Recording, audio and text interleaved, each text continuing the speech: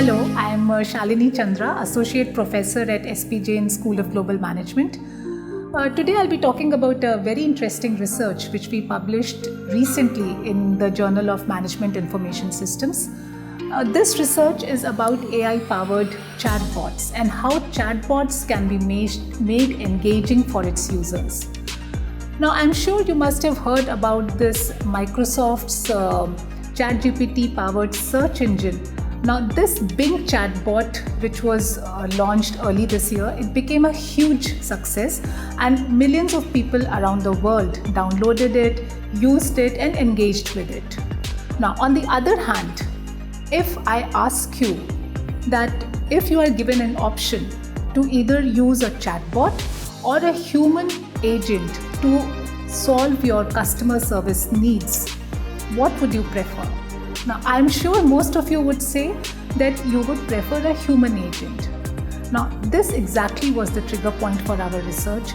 We wanted to understand why people are reluctant to use chatbots. Why do they still look out for human agents? So basically, what human-like qualities should be there in our chatbots to give engaging experiences to its users? Okay, so for this research, we wanted to understand the key research question was how can chatbots be made engaging for its users, right? So for this research, we recruited around 200 people with minimal or no chatbot usage experience. And then for this study, we selected 3 different chatbots. The first one was Mitsuku, who can talk to you, chat with you, play games with you, play magic tricks with you, and so on and so forth. And basically, she can just be a friend to you.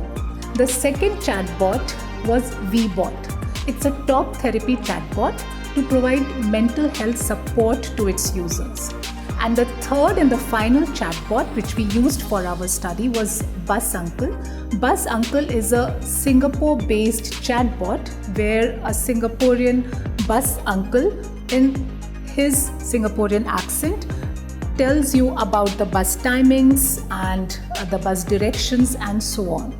Now, these users, our respondents, were given time to engage with either of the 3 chatbots, and then based on their interaction and engaging experiences, we collected data from them.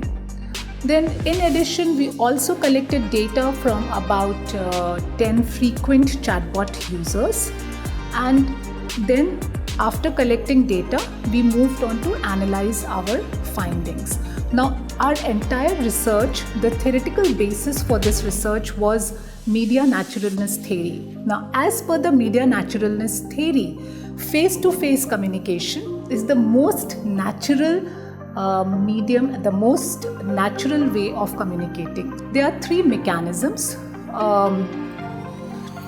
to make the media natural or human-like. First of all, the communicating media should have low cognitive effort.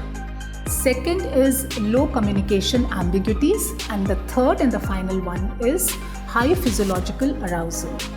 Now, based on these 3 mechanisms of media naturalness theory, we came up with 3 key competencies which are required in the chatbot. Now, the first one is cognitive competency. The second one is relational competency, and the third one is the emotional competency. Now, as per the cognitive competency, the chatbots should be competent enough for problem solving, planning, decision making, and so on and so forth.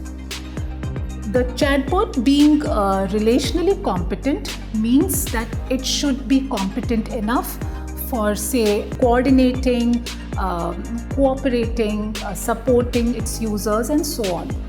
The third and the final competency which is required in a chatbot is emotional competency, which means that the chatbot should be emotionally competent to empathize with its users, to understand its users and his or her emotions.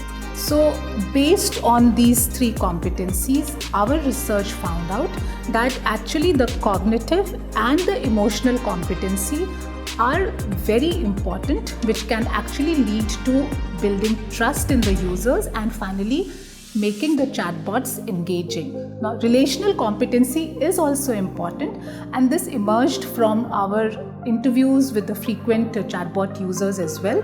But the current chatbot designs are not relationally competent because they still don't have the skill to remember the conversations and learn from the previous conversations which they had with its users.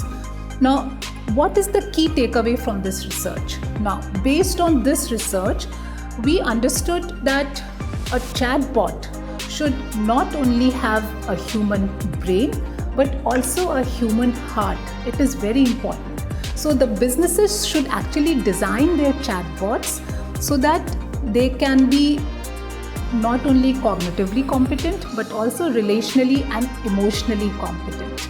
So these businesses, our study guides the businesses, the designers, to keep these three competencies in mind when they are designing their chatbots. What do you think, chatbots or AI in general, will it take over the world and humanity as such? I leave you with this question. Thank you so much.